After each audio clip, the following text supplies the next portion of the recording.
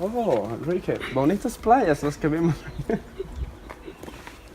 Hello, Naza. Hola. Hola. Hola. Yo voy a ser vuestra guía turística de las zonas del sistema litoral. Oh, ok. Adelante. Y Naza, ¿qué es el sistema litoral? A continuación lo voy a explicar. La zona costera o litoral es la zona de transición e interacción entre el ambiente terrestre y el ambiente marino. En esta zona operan los procesos costeros o tienen una gran influencia. La costa incluye tanto la zona de tierra emergida como la zona de aguas poco profundas en las que las olas realizan su actividad, así como las playas, acantilados costeros modelados por las olas y las dunas costeras. La línea de costa es la línea de contacto entre el agua y la tierra, cuya posición varía en el tiempo geológico, con las transgresiones y las regresiones marinas, periodos glaciares e interglaciares. Las acciones litorales modifican los bordes continentales emergidos en cada momento. Las costas no tienen una extensión fija, sino que se extienden con arreglo a la amplitud de las mareas y al tipo de costa. No tiene la misma extensión una costa rocosa de acantilado con un perfil vertical que otra arenosa con extensión horizontal. Lo primero que vamos a ver es que las costas pueden clasificarse de forma variada. Como ya hemos dicho, las costas pueden clasificarse o definirse de forma variada dependiendo de las características principales a tener en cuenta. Según el cambio relativo del nivel del mar, las costas pueden ser de emersión, debido al levantamiento de bloques de corteza o al descenso en el nivel del mar, formadas por depósitos sedimentarios por encima del nivel actual de la agua, plataformas de abrasión, acantilados, con numerosos accidentes litorales deposicionales, albuferas, cordones, deltas, etc. De inmersión o subsidencia, que tienen su origen en hundimientos tectónicos de bloques o al ascenso generalizado del nivel del mar. Encontramos desembocaduras fluviales, inundadas, con costas más o menos accidentales, llanuras, costeras, rías. También puede clasificarse dos tipos de costas según la procedencia de los materiales que contengan. Costas de avance o acumulación, cuando proceden fundamentalmente de arrastre fluvial.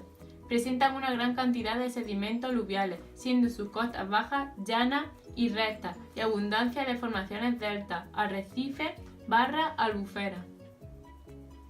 Costas de erosión o abrasión, en los que los materiales proceden de la erosión y transporte por el agua marina.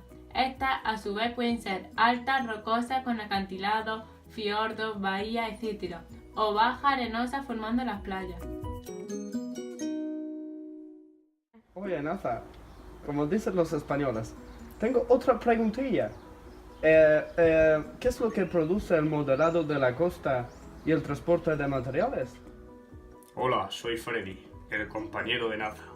Ahora vamos a hablar del modelado costero y el transporte. Este puede realizarse por distintos agentes: corrientes marinas, mareas y oleaje. En primer lugar, hablaremos de las corrientes marinas. Estas pueden ser superficiales, por efecto del viento sobre la superficie. Afectan a los primeros 300 o 400 metros. Transportan material fino en suspensión. En zonas tropicales, con mayor velocidad, pueden llegar a modificar la morfología costera, formando cordones litorales o flechas. Si transportan arcilla, pueden dar lugar a corrientes de turbidez. A continuación, hablaremos de las corrientes marinas profundas. Las corrientes profundas son generadas por mareas. El movimiento de las mareas es vertical, pero produce traslado lateral por convección, con células de distintas profundidades. No tienen capacidad erosiva, pero sí de transporte. Y por último, tenemos las corrientes de turbidez, con abundante material arcilloso en el talud continental. El siguiente agente son las mareas. El tipo de marea determina el tiempo de exposición en la zona intermareal, así como la actividad biológica y la velocidad de las corrientes. Producen corrientes periódicas asociadas a la elevación y descenso continuo del nivel del mar, debido al desplazamiento de grandes masas de agua entre las zonas de bajamar y pleamar. Pueden ser unidireccionales o giratorias y pueden alcanzar grandes velocidades, 20 km partido hora, deteniendo unos efectos de transporte muy acusados. Otro de los agentes es el oleaje. Presenta unos efectos erosivos y de transporte y de sedimentación muy intensos. Además, en las costas abiertas, cuando hay fuertes vientos, las olas se van desviando de forma paralela a la costa, formando las corrientes de deriva. Las olas generadas por el viento pertenecen a un tipo conocido como ondas oscilatorias, porque la ola se propaga a través del agua originando en esta un movimiento oscilatorio. En la ola oscilatoria, una partícula diminuta, tal como una gota de agua o un pequeño objeto flotante, describe un círculo vertical completo u órbita con el paso de cada ola. El diámetro de esta órbita en la superficie del mar es igual a la altura de la ola y disminuye con la profundidad. En una ola ideal no hay avance del agua en la dirección del viento. A medida que la ola se aproxima a la zona de escasa profundidad, el movimiento orbital queda alterado por el rozamiento con el fondo. Esta profundidad crítica es aproximadamente la mitad de la longitud de onda. Al continuar acercándose a la orilla, la longitud de onda disminuye y la altura aumenta. La ola se hace inestable, la cresta avanza hacia adelante y la ola rompe, generando una masa de agua hacia la playa con gran energía. Después se origina un flujo de retorno. En este movimiento de retroceso el agua lleva consigo grava, arena de la playa. Se consideran distintos tipos de oleaje. Olas libres o oscilatorias se representan en toda la superficie del mar y se deben a las variaciones del nivel del mar. En ellas el agua no avanza, solo describe un giro al subir y bajar, casi en el mismo sitio en el cual se originó al ascenso de la ola. Se presenta en un tiempo menor de 30 segundos. Olas de borrasco. Se producen por el viento y en ocasiones pueden ser altas como consecuencia de los huracanes. Olas de tsunami. Son olas producidas por un terremoto o una explosión volcánica. Pueden pasar dos situaciones. Una en que en el centro de la perturbación se hunda la agua o bien que éstas se levanten explosivamente. En ambos casos el movimiento provoca una ola única de dimensiones formidables que avanza a gran velocidad, puede ser miles de kilómetros por hora y llegar a tener una altura superior a los 20 metros. Los tsunamis son muy frecuentes en el Océano Pacífico.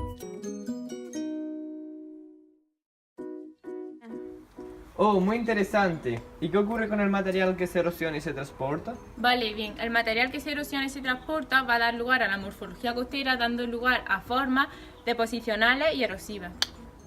Ahora vamos a hablar de la morfología costera. En la morfología costera distinguiremos entre formas erosivas y formas deposicionales o de acumulación. Formas erosivas. Se producen por efecto del oleaje, por la propia fuerza del agua y dependiendo de la morfología previa de la costa. Es importante la erosión por choque de las partículas transportadoras por las olas contra la costa, así como los procesos de meteorización química y bioquímica en las rocas, lo que unido a la actividad de la fauna produce oquedades en las rocas.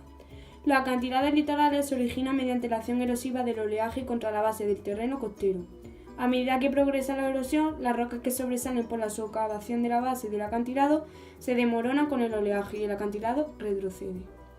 El acantilado en recesión deja detrás una superficie relativamente plana en forma de banco, denominada plataforma de abrasión.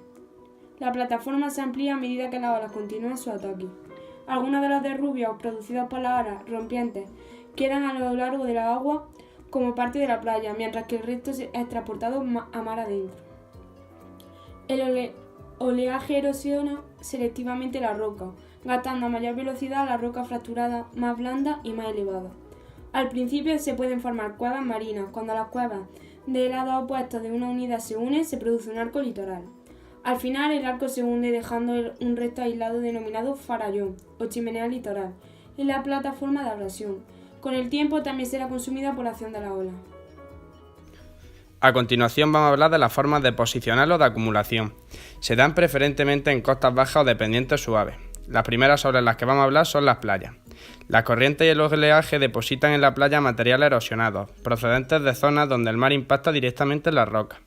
Junto a estos sedimentos de origen costero, las playas reciben materiales que provienen del transporte fluvial, donde la deriva y las corrientes litorales son activas. Pueden desarrollarse varias formas características relacionadas con el movimiento de los sedimentos a lo largo de la costa. Las flechas son cúmulos alargados de arena, que se proyectan desde la tierra a la desembocadura de una bahía adyacente. A menudo, el extremo situado en el agua se curva hacia la tierra en respuesta a las corrientes generadas por las olas. Se aplica la expresión barra de bahía a una barra de arena que atraviesa por completo una bahía cerrándola al mar abierto. Ahora hablaremos de lo que es un tómbolo. Este es un cúmulo de arena que conecta una isla con tierra firme o con otra isla. Ahora vamos a hablar del estuario. Desembocadura fluvial ensanchada, donde se produce en contacto íntimo del agua del río y del mar. Dependiendo de la fuerza de la marea y de la extensión y fuerza de la corriente fluvial, el agua del mar puede penetrar en el río, o bien el río penetrar en el mar. Los estuarios son zonas de contacto entre aguas dulces y saladas, constituyendo ecosistemas de gran productividad debido al elevado contenido de nutrientes y a las altas temperaturas del agua fluvial, y donde abunda el fitoplancton y gran cantidad de consumidores primarios y secundarios. Cuando el río transporta grandes cantidades de sedimentos, estos se van depositando en su desembocadura, originando islotes, que en conjunto adopta una forma triangular, llamándose a esta formación delta. Las marismas. A veces los terrenos bajos del continente se inundan durante mareas altas, formándose las marismas, de gran importancia como humedales. Se consideran un ecosistema de gran importancia, debido al sinfín de organismos que la habitan, desde diminutas algas planctónicas hasta una abundante cantidad de flora y fauna, fundamentalmente aves. Las zonas de marismas son las más ricas. Esto es debido a que son zonas intermareales, es decir, aquellas donde las corrientes de las mareas provocan la deposición de lodos próximos a la costa. Estos son fundamentalmente limo, arcilla y arena. Juntos, además de otros componentes, forman la turba, un material orgánico compacto, de color pardo oscuro y rico en carbono, utilizado como combustible de biomasa y como abono. En el ecosistema de marismas cumplen diversas funciones, entre ellas amortiguar y minimizar las corrientes marinas en momentos en el que exista mucho viento, como una tormenta. Ahora vamos a hablar sobre los arrecifes. Son estructuras sólidas del relieve del fondo marino, formadas predominantemente por el desarrollo acumulado de corales petróleos en zonas costeras. El desarrollo del arrecife de coral requiere una temperatura del agua entre 20 grados y 28 grados. Los arrecifes de coral se encuentran en el océano, generalmente entre el trópico de Cáncer y el trópico de Capricornio. Estos corales se encuentran principalmente en la zona fótica, donde la luz solar alcanza el suelo y ofrece a los corales suficiente energía. Forman un ecosistema de gran importancia. A pesar de que los arrecifes de coral son menos del 1% del área total de los océanos del mundo, aproximadamente la mitad de todas las especies conocidas de peces marinos se encuentran concentradas en estas aguas tropicales poco profundas. Creo que tengo una última pregunta. Bueno, tenemos. Y como hemos visto, hay ballenas y cosas. ¿Qué animales hay principalmente? Pues existen gran diversidad de animales que a continuación os voy a mostrar.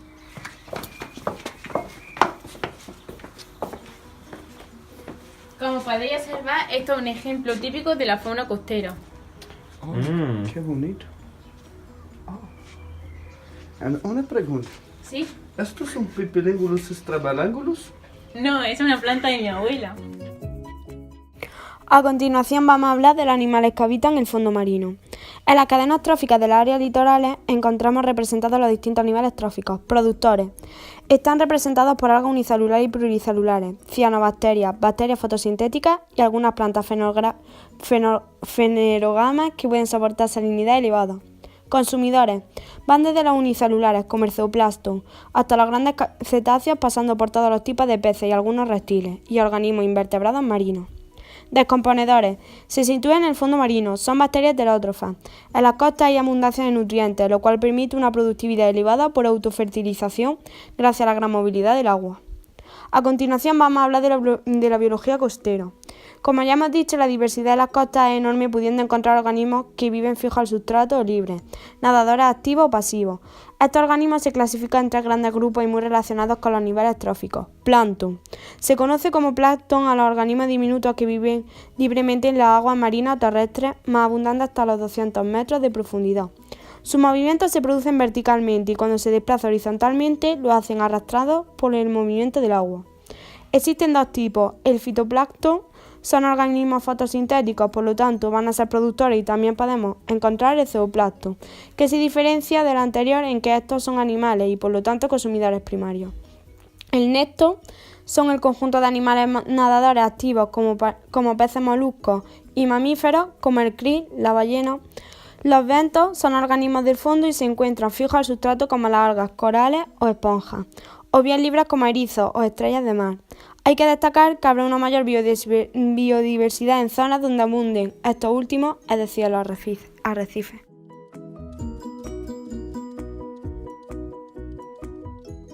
Queridísimos amigos guiris, os voy a explicar las utilizaciones de las costas. Desde los primeros años del desarrollo industrial en la humanidad, las personas han utilizado el mar como recurso. Las principales actividades humanas relacionadas con el mar son comunicación y transporte, tanto transporte turístico de personas como el transporte de mercancías, entre las que destaca el petróleo, que ha tenido grandes repercusiones como mares negras. Pesca. Existen zonas llamadas zonas de afloramiento, en las cuales la biodiversidad y la productividad de especies es muy alta. Por lo tanto, estos son considerados como grandes focos de la pesca. Un problema puede ser la sobreexplotación. Actividades extractivas. En zonas del litoral es posible encontrar minerales con intereses económicos, como sal, pero también podemos encontrar petróleo y gas natural. Actividad industrial. El agua puede emplearse para circuitos de refrigeración, desalación, para obtención de agua potable, vertederos y de residuos. Actividades recreativas, culturales y científicas. Entre estas actividades recreativas están el baño, la pesca submarina y los deportes acuáticos.